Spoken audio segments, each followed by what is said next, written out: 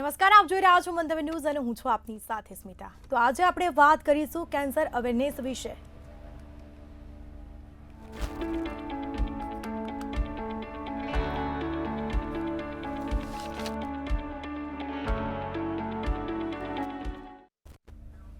Cancer એક ખૂબ જ ખતરનાક રોગ છે અને તેના કારણે આજે કરોડો લોકો તેનાથી પીડિત છે અને આવી સ્થિતિમાં કેન્સરની સારવાર કરવી ખૂબ જ મુશ્કેલ બની જાય છે। અત્યાર સુધીમાં 100થી વધુ વિવિધ પ્રકારના કેન્સરની ઓળખ કરવામાં આવી છે, પરંતુ તમામ પ્રકારના કેન્સરથી શરૂઆત અસાધારણ કોષોના નિયંત્રણને બહારના વિકાસના કારણે થાય છે। તો શું કેન્સરથી બચવા માટે શું કરવું અને તેના વિશે જાણીશું ડૉક્ટર સંકેત દેસાઈ, જેઓ એક કેન્સર સર્જન છે। જી સર, મંતવ્ય ન્યૂઝમાં આપનું સ્વાગત છે। થેન્ક યુ સર, આજે આપણે મંતવ્યના દર્શક મિત્રોને સમજાવીશું કે કેન્સર કેવી રીતે થાય છે અને કેન્સરથી બચવા માટે શું કરવું જોઈએ। તો કેન્સર એટલે શું સર, પહેલાં એના વિશે માહિતી આપશો। હા, માનવ શરીરનો મૂળભૂત ઘટક હોય છે કોષ એટલે કે સેલ। આ કોષો નિરંતર એનું વિભાજન થતું રહેતું હોય છે અને એક મર્યાદા સુધી પહોંચે પછી એ કોષ મૃત્યુ પામે છે। આ રીતે કોષોના બેલેન્સથી આપણા શરીરમાં વિકાસ થતો હોય છે। હવે જ્યારે કોષો અનિયંત્રિત રીતે પોતાનું વિભાજન ચાલુ રાખે છે ત્યારે તે શરીરમાં એક જગ્યાએ ભેગા થઈ અને ત્યાં ગાંઠ બનાવે છે, જેને આપણે કેન્સર તરીકે ઓળખીએ છીએ। અને આ જ કોષમાંથી કોઈ કોષ છૂટા પડી અને શરીરમાં વિવિધ ભાગોમાં ફેલાય છે, જેને આપણે મેટાસ્ટેસિસ એટલે કે કેન્સર ફેલાવવું કહીએ છીએ। બિલકુલથી સર। તો ભારતમાં કયા કેન્સર વધુ પ્રમાણમાં જોવા મળતા હોય છે અને કેન્સર કેટલા પ્રકારના હોય છે? કેન્સર બ્લડ કેન્સર અને સોલિડ ટિશ્યુ એવી રીતે બે બ્રોડ કેટેગરીમાં આપણે ડિવાઈડ કરી શકીએ। હવે ભારતના જોવા જઈએ તો વર્લ્ડ હેલ્થ ઓર્ગેનાઇઝેશનનો જે વૈશ્વિક સર્વે છે ગ્લોબોકેન, એના પ્રમાણે ભારતમાં પુરુષ અને સ્ત્રી બંને ભેગા થઈને સૌથી વધારે જે કેન્સર જોવા મળે છે એ છે બ્રેસ્ટ એટલે કે સ્તનનું કેન્સર। બીજા નંબરે છે મુખનું કેન્સર એટલે કે મોઢાનું અને ગળાનું કેન્સર। ત્રીજા નંબરે આવે ગર્ભાશયના મુખનું એટલે કે સર્વાઇકલ કેન્સર। અને ચોથું જે મોસ્ટ કોમન કેન્સર છે એ છે ફેફસાનું એટલે કે લંગ કેન્સર। અને ભારતમાં લગભગ 2023માં એક વર્ષમાં 14 લાખ જેટલા કેન્સરના નવા કેસ નોંધાયેલા છે। જી સર, ખાસ કરીને વાત કરવામાં આવે તો કેન્સરના શરૂઆતી લક્ષણો શું હોય છે?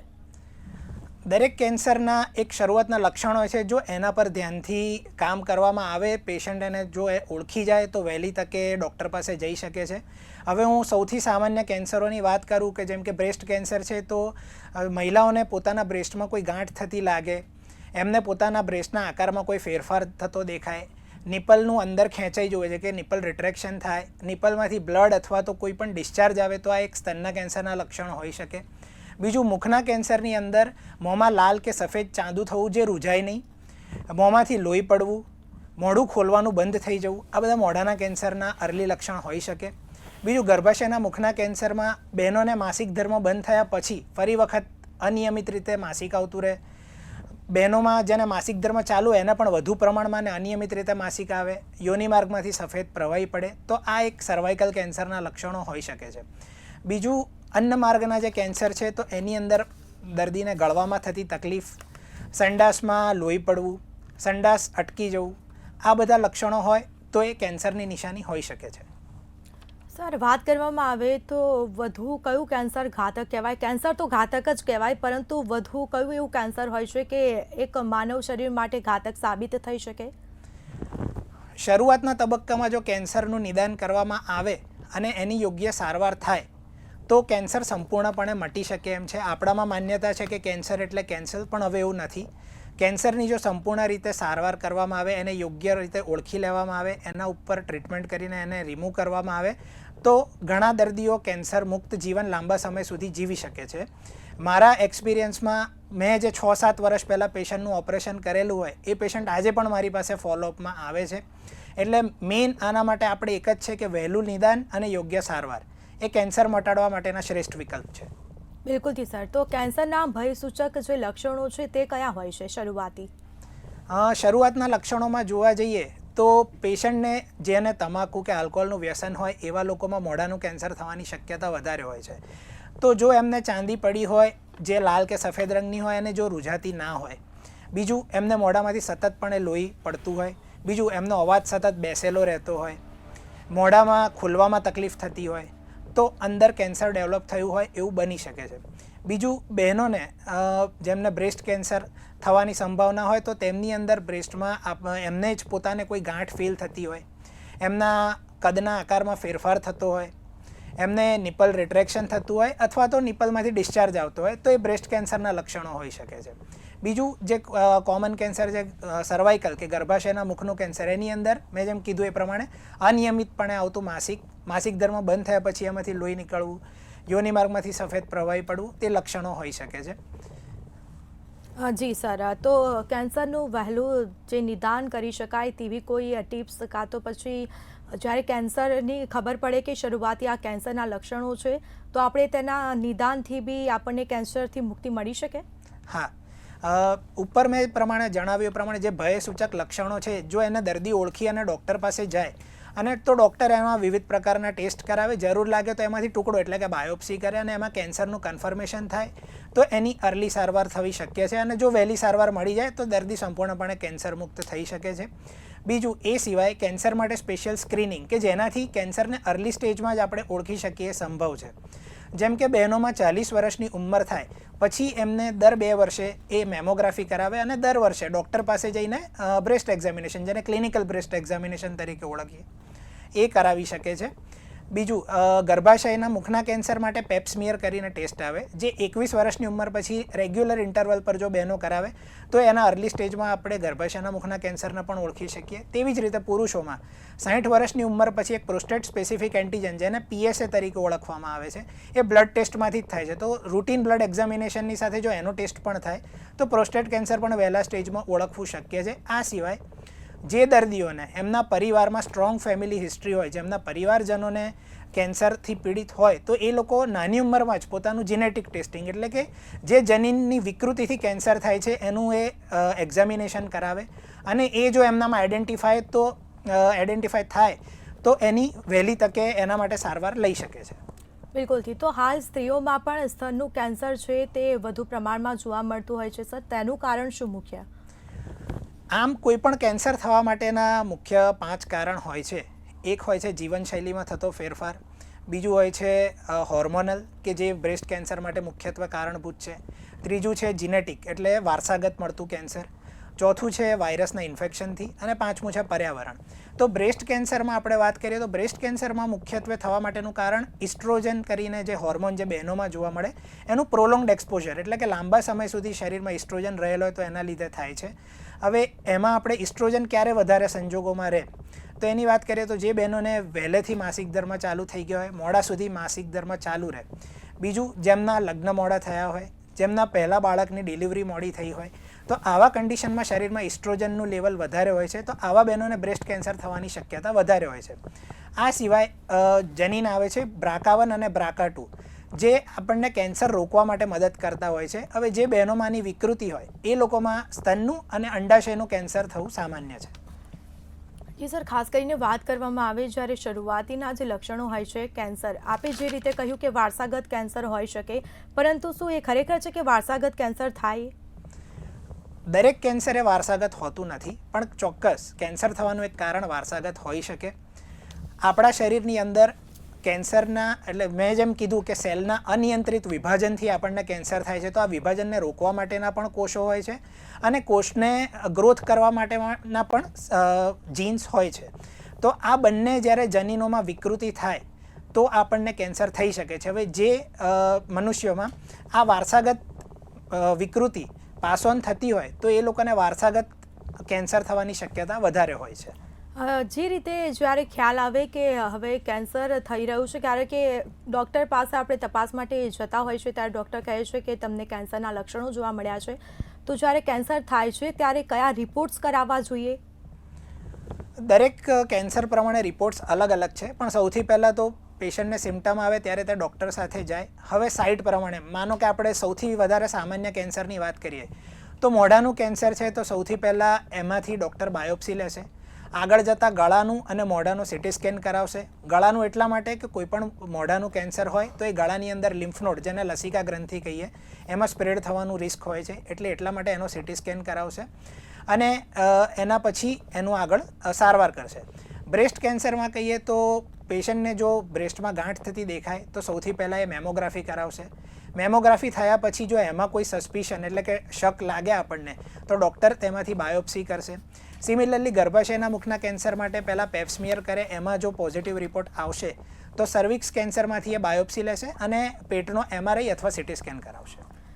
જે રીતે વાત કરવામાં આવે તો અત્યારે નાની ઉંમરના યુવકોમાં પણ કેન્સરનું પ્રમાણ બી વધુ જોવા મળ્યું છે, તો ખાસ યુવકોને શું સંદેશ આપવા માંગશો આપ? કેન્સરને આપણે ચોક્કસપણે અવોઇડ કરી શકીએ જો આપણે આપણી જીવનશૈલીમાં ફેરફાર કરીએ, કેમ કે મોટાભાગના કેન્સર એ આપણે જ આપણી કરેલી ભૂલોના લીધે થતા હોય છે. એના માટેનું મુખ્ય રીઝન છે જીવનશૈલીમાં થયેલો ફેરફાર. મોઢાના કેન્સર માટે વાત કરું તો મુખ્યત્વે તમાકુ અને આલ્કોહોલનું વ્યસન એ મુખ્યત્વે મોઢા અને અન્નનળીના કેન્સર માટે જવાબદાર છે. તો જો વ્યસન મુક્તિ તરફ તમે જાઓ તો ચોક્કસ તમે મોઢાના કેન્સરને અવોઇડ કરવા તરફ એક પગલું ભરો છો. બીજી વસ્તુ એ છે કે તમે અમુક કેન્સર હોય છે પર્યાવરણના લીધે થતા હોય છે કે પર્યાવરણમાં રહેલા પ્રદૂષણ અને રેડિયેશન એક્સપોઝરને લીધે આપણને થતા હોય. તો આપણે પ્રોલોંગ રેડિયેશન એક્સપોઝરથી સ્કિન કેન્સર થાય છે, તો આપણે સૂર્યના તડકામાં લાંબો સમય માટે રહેવાનું ટાળવું જોઈએ, જેથી અલ્ટ્રાવાયોલેટ રેઝને લીધે આપણને થતું નુકસાન રોકી શકીએ. બીજું જે અન્નમાર્ગના કેન્સર વધી રહ્યા છે એનું કારણ એ છે કે આપણા જીવનશૈલીના ખોરાકમાં ફેરફાર આવ્યો છે. ખોરાકમાં ફળ અને શાકભાજીનું ઓછું થતું જતું પ્રમાણ અને પ્રોસેસ ફૂડ મેદાનું વધતું પ્રમાણ એ જે આપણો અન્નમાર્ગ છે એને ક્લિયર થવાની પ્રક્રિયાને ધીમી બનાવે છે, જેના લીધે ખોરાક ત્યાં ફસાયેલો રહે છે, બેક્ટેરિયા ગ્રો થાય છે અને આગળ જતાં એમાંથી અન્નમાર્ગનું કેન્સર થાય છે. તો ચોક્કસ આપણે આપણો આહાર અને જીવનશૈલી બદલીએ તો ઘણા બધા કેન્સર આપણે રોકી શકીએ છીએ. અત્યારે હાલ ફેફસાના કેન્સરો બી ખૂબ થતા હોય છે સર, તેનું મુખ્ય કારણ શું? ફેફસાના કેન્સર થવાનું મુખ્ય કારણ એક તો તમાકુ અને બીડીનું વ્યસન છે. બીજું એ સિવાય પ્રદૂષણ પર્યાવરણમાં છે તેના લીધે પણ એમને ફેફસાનું કેન્સર થઈ શકે. અને બીજું એ કે ફેફસાનું કેન્સર એ એક્ટિવ સ્મોકિંગની સાથે પેસિવ સ્મોકિંગથી પણ થાય છે. જેમ કે કોઈ ઘરની અંદર કોઈ માણસ વ્યસન કરે છે તો એની આજુબાજુ રહેલા જે પરિવારજનો છે એને પણ એ ધુમાડાની અસર થાય છે, જેને પેસિવ સ્મોકિંગ કહેવામાં આવે છે. તો તેના કારણે એ દર્દીને તો થાય, જે માણસ વ્યસન કરે છે એમને તો કેન્સર થાય જ છે, પણ એના પરિવારજનોને પણ ફેફસાના કેન્સર થવાનું જોખમ રહેલું છે. ખાસ કરીને વાત કરવામાં આવે જ્યારે ફેફસાના કેન્સર થતા હોય છે તો તેનું કોઈ નિદાન ખરું સર? ફેફસાના કેન્સરમાં સૌથી વધારે તમને જો શ્વાસમાં સમસ્યા થતી હોય એવું લાગે તો તમે ડૉક્ટરને બતાવવા જાઓ. ડૉક્ટરને જો ડાઉટ લાગે છે તો તમારો CT સ્કેન અથવા એક્સરે કરાવે. એક્સરેની અંદર ફેફસામાં તમને ઓપેસિટી દેખાય તો આપણે આગળ કેન્સર છે એવું સસ્પેક્ટ કરી અને એને અંદરથી પછી બાયોપ્સી લઈને કન્ફર્મ કરી શકીએ. જી હા, તો કેન્સરની સારવારમાં સમય રીતે મતલબ કે કહી શકાય જ્યારે પહેલાં કેન્સર થતું હતું ત્યારે એટલી બધી શોધ નહોતી થઈ દવાની કે કોઈ ટેકનિકલ એવા સાધનોની, પણ હાલ સમય બી આગળ વધ્યો છે ને તે રીતે સારવારમાં સમય સાથે કેવું પરિવર્તન હાલ જોવા મળી રહ્યું છે? કેન્સરની સારવાર ટેકનોલોજીની સાથે ઘણી બધી ઇવોલ્વ થઈ છે. જેમ કે પહેલાં જૂના જમાનામાં ખાલી કેન્સર માટે સર્જરી એક જ વિકલ્પ હતો. હવે રેડિયેશન, કીમોથેરાપી, ઘણા બધા વિકલ્પ શોધાયા છે. સર્જરીની અંદર પણ જોવા જઈએ, બિંગ અ કેન્સર સર્જનનું વાત કરું તો સર્જરીમાં ઘણા બધા ઇવોલ્યુશન આવેલા છે. જેમ કે હવે મોઢાના કેન્સર થયેલું હોય તો મોઢા પર ચેકો માર્યા વગર કેન્સરની સારવાર થવી સંભવ છે. બીજું, પહેલાં જો કોઈ સ્ત્રીને સ્તનનું કેન્સર થયું તો આખું સ્તન કાઢી નાખવું પડતું હતું, પણ હવે લેટેસ્ટ આપણે રિપોર્ટ્સ અને ટેકનોલોજી પ્રમાણે આપણે સ્તનને બચાવીને ખાલી કેન્સર જ ભાગ રિમૂવ કરીને આપણે કેન્સરની સારવાર કરી શકીએ છીએ. તેવી જ રીતે અન્નમાર્ગના કોઈ પણ કેન્સર હોય તો હવે મોટો ચેકો માર્યા વગર દૂરબીનથી અથવા તો રોબોટિક્સથી આપણે એની સારવાર કરી શકીએ છીએ. બીજું, કીમોથેરાપીમાં પણ ટાર્ગેટેડ થેરાપી, ઇમ્યુનોથેરાપી જેવી નવા સંશોધનો થયેલા છે, જેની મદદથી ફેલાઈ ગયેલા કેન્સરમાં પણ દર્દીને જો તે આપવામાં આવે તો દર્દીનું સરેરાશ આયુષ્ય વધી શકે છે. સર, આપણે જે રીતે કીમોથેરાપીની વાત કરી તો દર્દી જ્યારે કેન્સરની શરૂઆત થાય છે ત્યારે કીમોથેરાપી આપવામાં આવે છે કે શું હોય છે તેની પ્રક્રિયા? મોટાભાગના જે સોલિડ ઓર્ગન કેન્સર છે, જેમ કે આપણે કોમન વાત કરી તે પ્રમાણે મોઢાનું કેન્સર છે કે બ્રેસ્ટ કેન્સર છે અથવા તો ગર્ભાશયના મુખનું કેન્સર છે, જો એ અર્લી સ્ટેજમાં નિદાન થઈ જાય તો સૌથી પહેલાંનું ઓપરેશન કરવામાં આવે છે અને ઓપરેશનમાં ફાઇનલ પેથોલોજીનો જે રિપોર્ટ આવે એ પ્રમાણે એનું સ્ટેજ જોઈ, જે પેથોલોજીકલ સ્ટેજિંગ કહેવામાં આવે, તે પ્રમાણે શેક અથવા તો કીમોથેરાપી જેને ડોઝ કહીએ એ આપવામાં આવતા હોય છે. પણ જ્યારે કેન્સર લેટ ડાયગ્નોસ થાય, કેન્સરનું નિદાન જ્યારે મોડું થાય ત્યારે જો કેન્સર સ્ટાર્ટિંગથી ઓપરેશન થઈ શકે તેવું ના હોય તો પહેલાં આપણે કીમોથેરાપી આપીએ. એનાથી જો ગાંઠ નાની થાય પછી કેન્સર માટેનું ઓપરેશન કરવામાં આવે, એ બીજો રસ્તો હોઈ શકે છે. જ્યારે દર્દીને કેન્સર હોય છે અને તેને કીમોથેરાપી આપવામાં આવે છે ત્યારે શરીરમાં કયા કયા ફેરફારો જોવા મળતા હોય છે? કીમોથેરાપી એ શરીરમાં જે ઝડપથી વધતા કોષો છે એને મારનારી દવા છે. એટલે કીમોથેરાપી જ્યારે પણ આપીએ છીએ ત્યારે કેન્સરના જે ઝડપથી વધતા કોષો છે તેને તો અસર થાય જ છે, પણ તેની સાથે શરીરમાં જે ઝડપી કોષો વધી રહ્યા છે, જેમ કે આપણા નખના કોષો છે, આપણા વાળના કોષ છે, શરીરમાં લોહીના કણો છે, આ શરીરમાં ઝડપથી વધતા કોષો હોય છે, તો એની પર પણ કીમોથેરાપીની દવા અસર કરે છે. જેથી કીમોથેરાપી જો ચાલુ થાય તો દર્દીને નખના કલર ચેન્જ થવો, દર્દીના વાળ જતા રહેવા, લોહીના કણો શરીરમાં ઓછા થઈ જવા, આ બધા ફેરફાર થઈ શકે છે. પણ મારે એ કહેવું છે કે આ બધું એક રિવર્સિબલ છે. રિવર્સિબલ એટલે કે જ્યારે બી કીમોથેરાપી બંધ કરીએ ત્યારે આ કોષો ફરીથી ગ્રો થાય છે અને ગયેલા વાળ પાછા આવી જાય, શરીરમાં લોહીના કણો ફરી વધવા માંડે છે, જે નખની અંદર ફેરફાર થયો એ પણ વખત સાથે નોર્મલ થઈ જતા હોય છે. જ્યારે કીમોથેરાપી દર્દીને આપવામાં આવે છે ત્યારે કેન્સર થયું હોય છે તે કંટ્રોલમાં આવી શકે સર? કીમોથેરાપી આપણે બે રીતે આપી શકીએ. એક આપણે ઓપરેશન પહેલાં, જેને નિયો એડજુવન્ટ કીમોથેરાપી કહીએ, તે આપવામાં આવે છે. એનો ફાયદો એ થાય છે કે જે ગાંઠ મોટી હોય, જે શરૂઆતમાં ઓપરેશન ના થઈ શક્યો હોય, તો કીમોથેરાપી એના પર અસર કરી એ ગાંઠને નાની બનાવે છે, જેથી આગળ જઈને આપણે એને ઓપરેશનમાં કન્વર્ટ કરી શકીએ. બીજું ઓપરેશન પછી એટલે કે એડજુવન્ટ કીમોથેરાપી, એ એટલા માટે આપવામાં આવે છે કે કેન્સરના ગાંઠ ભલે આપણને એક જગ્યાએ દેખાય, પણ તેના નાના નાના માઇક્રો પાર્ટિકલ્સ એ આપણા શરીરમાં બ્લડ સ્ટ્રીમમાં થઈ અને વિવિધ અંગોમાં પ્રસરવાની શક્યતા હોય છે. તેને આપણે નેસ્તનાબૂદ કરવા માટે કીમોથેરાપી આપીએ છીએ કે જેથી એ શરીરના લોહીમાં ફેલાયેલા જે નાના નાના કણો છે તેને ઓળખી તેને મારે, જેથી ભવિષ્યમાં બીજી જગ્યાએ અથવા તો એની એક જગ્યાએ કેન્સર થવાની શક્યતા ઓછી થઈ જાય. સર, કીમોથેરાપી તો અપાય છે દર્દીઓને, પરંતુ દર્શક મિત્રોને એ સમજાવો કે આ કીમોથેરાપી હોય છે શું? કીમોથેરાપી એટલે એક દવા હોય છે. એ ઇન્જેક્શનના ફોર્મમાં પણ હોઈ શકે અથવા તો ટેબ્લેટના ફોર્મમાં પણ હોઈ શકે. મોટાભાગે ડે કેર કીમોથેરાપી આપવામાં આવતી હોય છે, એટલે કે દર્દી સવારે દાખલ થાય, તેને કીમોથેરાપીની દવાનો બાટલો ચડાવવામાં આવે અને સાંજ સુધીમાં તો દર્દી ડિસ્ચાર્જ થઈ જતું હોય છે. એટલે આ એક કેન્સર સામેની દવા છે કે જે તમે એક દિવસમાં લઈ અને તમે ઘરે જઈ શકો છો, અને એનાથી જે આડઅસર પણ થાય છે તે પણ પરમેનન્ટ નથી, એ કાયમી હોતી નથી. તો એટલા માટે કીમોથેરાપીથી ડર્યા વગર જો કીમોથેરાપી આવે તો એ ચોક્કસપણે લેવી જોઈએ. જ્યારે કીમોથેરાપી દર્દીને આપવામાં આવે છે સર, ત્યારે વાળ ખરવા જેવી તકલીફો થતી હોય છે, પછી પાછળથી તે રિકવરી થઈ જાય છે તે વસ્તુની? હા, જેમ કે મેં કીધું કે શરીરમાં વધતા કોષોની સામે કેન્સરની દવા કામ કરે છે, એટલે કીમોથેરાપી આપીએ તો શરૂઆતમાં વાળના કણો ઝડપથી વધતા હોય તો એના પર પણ એ અસર કરે, જેથી વાળ જતા રહે છે. પણ જ્યારે કીમોથેરાપી બંધ કરીએ એટલે શરીરમાં કીમોથેરાપીની દવાનું જે પ્રમાણ છે જેમ જેમ ઘટી જાય તેમ તેમ વાળ ફરી પાછા આવવા માંડે છે, કેમ કે એ કોષો ફરીથી વધવાના ચાલુ થઈ જાય છે. સિમિલરલી લોહીના કણો પણ કીમોથેરાપી ચાલુ થયા પછી ઓછા થઈ ગયા હોય, એ પણ જો આપણે કીમોથેરાપી બંધ કરીએ તો વધવાના ફરી વખત ચાલુ થઈ જાય છે. તો કેન્સરને અટકાવી શકાય ખરી? જ્યારે થતું હોય ત્યારે સ્ટાર્ટિંગમાં તેના જે કોષો બનતા હોય છે, તો આપણે કેન્સરને અટકાવી શકાય ખરી? કેન્સરને સંપૂર્ણપણે અટકાવવું તો શક્ય નથી, પણ કેન્સરને થવા માટેનું જોખમ ઓછું કરવા માટે આપણે ચોક્કસ ફેરફાર કરી શકીએ. જેમ કે મેં કીધું, મોટાભાગના કેન્સર એ આપણી જ જીવનશૈલીમાં થયેલા ફેરફારોને લીધે થાય છે. તો આપણે ખાવામાં ફળ, શાકભાજી, ફાઇબરવાળા ખોરાકનું પ્રમાણ વધારે રાખીએ, મેદા અને પ્રોસેસ ફૂડનું પ્રમાણ ઓછું રાખીએ, તમાકુ, આલ્કોહોલનું વ્યસનથી મુક્ત થઈને આપણે વ્યસન મુક્ત જિંદગી જીવીએ. તો આ બધા પરિબળો છે કે જેના મદદથી કેન્સર માટેનું રિસ્ક આપણે ઓછું કરી શકીએ. સિમિલરલી બહેનોમાં જે ગર્ભાશયના મુખનું કેન્સર થાય છે તો એના માટે એક વાયરસ જવાબદાર છે, જે હ્યુમન પેપિલોમા વાયરસ કહેવામાં આવે છે. હવે વાયરસ સામે રસી શોધાયેલી છે. એ રસીના ડોઝ નાની ઉંમરમાં 9 વર્ષથી 14 વર્ષની બહેનો પણ લઈ શકે અને 15થી 45 વર્ષની બહેનો પણ લઈ શકે. તો એ જો અર્લી સ્ટેજમાં તમે વેક્સિન એની લઈ લીધી હોય તો ભવિષ્યમાં ગર્ભાશયના મુખના કેન્સર સામે તમને રક્ષણ મળી રહે છે. જો 9થી 14 વર્ષની ઉંમરની વચ્ચે લેવામાં આવે તો આ વેક્સિનના 2 ડોઝ લેવાની જ જરૂર હોય છે. જો 15થી 45 વર્ષની ઉંમર વચ્ચે લેવાનું હોય તો તમારે વેક્સિનના 3 ડોઝ લેવા પડે છે. અને આ કેન્સરના વધતા જતા પ્રમાણને ધ્યાનમાં રાખીને જ સરકારે જે નેશનલ ઇમ્યુનાઇઝેશન પ્રોગ્રામ છે એની અંદર પણ આ વેક્સિનનો સમાવેશ કર્યો છે. જી, જો વાત કરવામાં આવે તો જ્યારે કેન્સર થતું હોય છે તો આપણે તેનું ઓપરેશન કરીએ અને પછી ઓપરેશન કરીને 2-5 વર્ષ સુધી પછી ફરીથી એ કેન્સર થાય ખરી?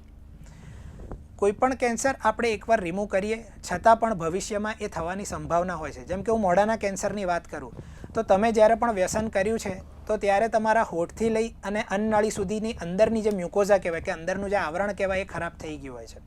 એટલે માન લો તમને કેન્સર એક જ જગ્યાએ છે, તમે એનું ઓપરેશન કર્યું, સંપૂર્ણપણે સારવાર કરી, ટોટલી રિમૂવ કરાવી દીધું, તો ત્યાં ને ત્યાં તમને કેન્સર ના આવે, પણ ભવિષ્યમાં આટલા મેં જે કીધું હોઠથી લઈને અન્નનાળી સુધીમાં બીજે ક્યાંય પણ કેન્સર થવાની સંભાવના હોય છે.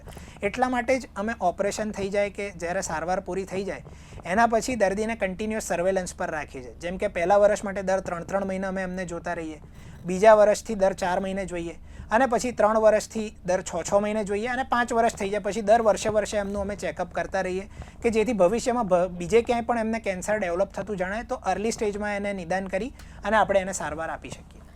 હાલ બ્લડ કેન્સર બી વધુ જોવા મળતું હોય છે. બ્લડ કેન્સર એટલે આખા શરીરમાં બ્લડ હોય એટલે આખા શરીરમાં તે સ્પ્રેડ થતું હોય છે. તો સર તેને અટકાવવા માટેના કોઈ ઉપાયો? ના, બ્લડ કેન્સરને અટકાવવું શક્ય નથી, પણ બ્લડ કેન્સરમાં જે અર્લી સિમ્ટમ્સ છે, જેમ કે તાવ આવતો હોય કન્ટિન્યુઅસ, જે મટતો ના હોય, શરીરમાં લોહીના કણો જે સફેદ કણો કહેવાય ઓછા થઈ ગયા હોય, તમારા પ્લેટલેટ્સ ઓછા થઈ ગયા હોય, તો તમે અર્લી સ્ટેજમાં ડૉક્ટરને બતાડી શકો અને અર્લી સ્ટેજમાં એની સારવાર લઈ લો તો ઘણા બધા બ્લડ કેન્સર ટોટલી ક્યોરેબલ છે. પણ એ આપણે જ્યારે સારવાર લઈએ તો પછી આપણને મટી શકે, અને પછી જ્યારે ડૉક્ટર દવા આપે છે જે નોર્મલ પ્રોસેસ થતી હોય છે ડૉક્ટરની, તે કરીને ફરીથી થઈ શકે બ્લડ કેન્સર? મેં જેમ કીધું એમ કોઈ પણ કેન્સર ફરી થવાની સંભાવના તો રહેલી જ છે, પણ અત્યારે આપણા હાથમાં હોય છે કે આપણે કેન્સરને અર્લી સ્ટેજમાં ડાયગ્નોસ કરી અને એની ટ્રીટમેન્ટ પૂરી કરીએ.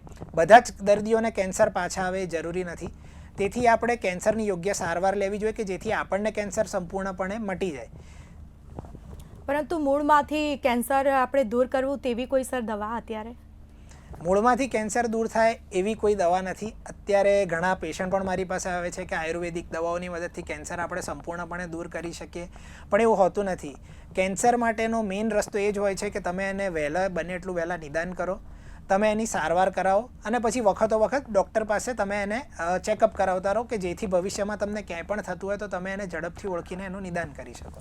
તો સર આજે કેન્સર વિશે લોકોમાં સામાન્યપણે કઈ ગેરમાન્યતા પ્રવર્તી રહી છે હાલ?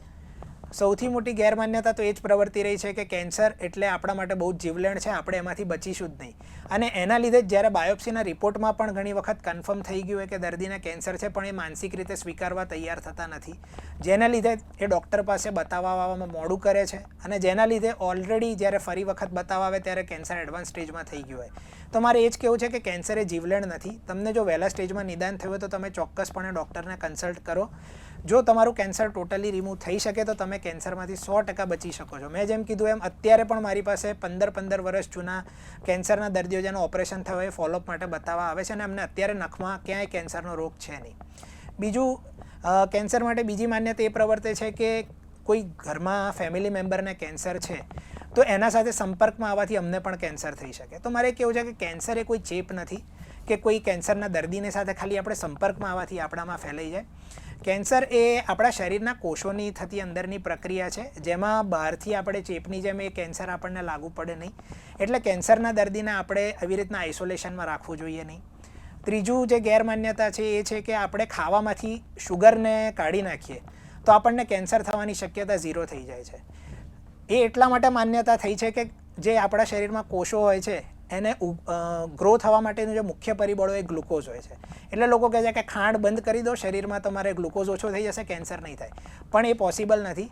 ભલે તમે બહારથી ખાંડ ના લો પણ શરીર પોતાની અંદર ફેટ અથવા પ્રોટીનમાંથી બી ગ્લુકોઝ બનાવી લેશે અને એ તમારા શરીરના કોષોને ગ્રો થવા માટે જરૂરી છે.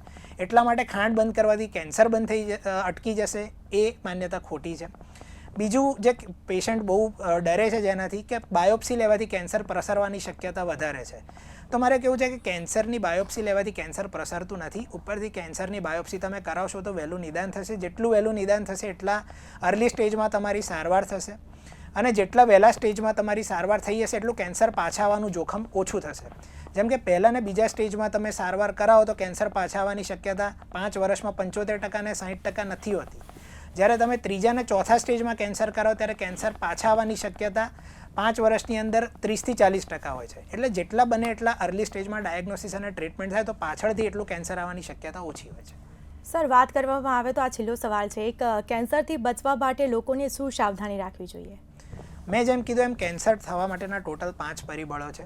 એક તો જીવનશૈલી છે કે જેમાં મેં કીધું એ પ્રમાણે ખાવામાં ને વ્યસનનો જે ફેરફાર, જો એનાથી મુક્ત રહો તો ઘણા બધા કેન્સરને તમે તેનાથી જ ટાળી શકો છો. બીજું પર્યાવરણમાં રહેલું પ્રદૂષણ, જે કારખાનામાં કામ કરતા વર્કરો છે એમને ત્યાં ઉડતી ધૂળની રચકણો હોય એ અંદર જવાથી ફેફસાનું કેન્સર, એસ્બેસ્ટોસિસ બધા રોગો થવાનું જોખમ છે. તો એ લોકો તો ત્યાં માસ્ક પહેરીને પ્રોપર રીતે કામ કરે તો એ લોકોને એ થવાનું જોખમ ઓછું થઈ શકે. ત્રીજું છે જીનેટિક, જે આપણા હાથમાં નથી. પરિવારમાં જો કોઈને કેન્સરનું કોઈ જીનેટિક મ્યુટેશન છે તો એ આપણને વારસામાં આવશે, પણ આપણે નાનપણની ઉંમરથી જ તેનું જીનેટિક ટેસ્ટિંગ કરીએ તો ભવિષ્યમાં આપણને કેન્સર અર્લી સ્ટેજમાં ડાયગ્નોસ થઈ શકે. બીજું છે આપણા હોર્મોનલ, જે મેં એમ કીધું કે બ્રેસ્ટ કેન્સરની અંદર ઇસ્ટ્રોજનનું પ્રોલોંગ એક્સપોઝર જવાબદાર છે. તો તેની અંદર તમારે એને પણ આપણે ટાળી શકીએ, ટોટલી એ પોસિબલ નથી. અને બીજું ઇન્ફેક્શન જે છે કે મેં હ્યુમન પેપિલોમા વાયરસ અને હિપેટાઇટિસ વાયરસ, આ બંને વાયરસની મદદથી ગર્ભાશયનું મુખનું કેન્સર અને લીવરનું કેન્સર થવાની સંભાવના હોય છે. જી સર. અને હિપેટાઇટિસ બી અને હ્યુમન પેપિલોમા વાયરસ બંને સામે અત્યારે વેક્સિન અવેલેબલ છે, તો એ આપણે જો લઈએ તો કેન્સર થવાનું રિસ્ક આપણે ટાળી શકીએ. જી સર, બિલકુલથી. તો અમારા દર્શક મિત્રોને કેન્સર વિશે જે માહિતી આપી, કેન્સરથી બચવા માટે શું કરવું તેના વિશે માહિતી આપી, તે બદલ આપનો ખૂબ ખૂબ આભાર. Thank you so much. તો આ સાથે ફરી મળીશું એક નવા મુદ્દા સાથે. ત્યાં સુધી જોતા રહો મંતવ્ય ન્યૂઝ.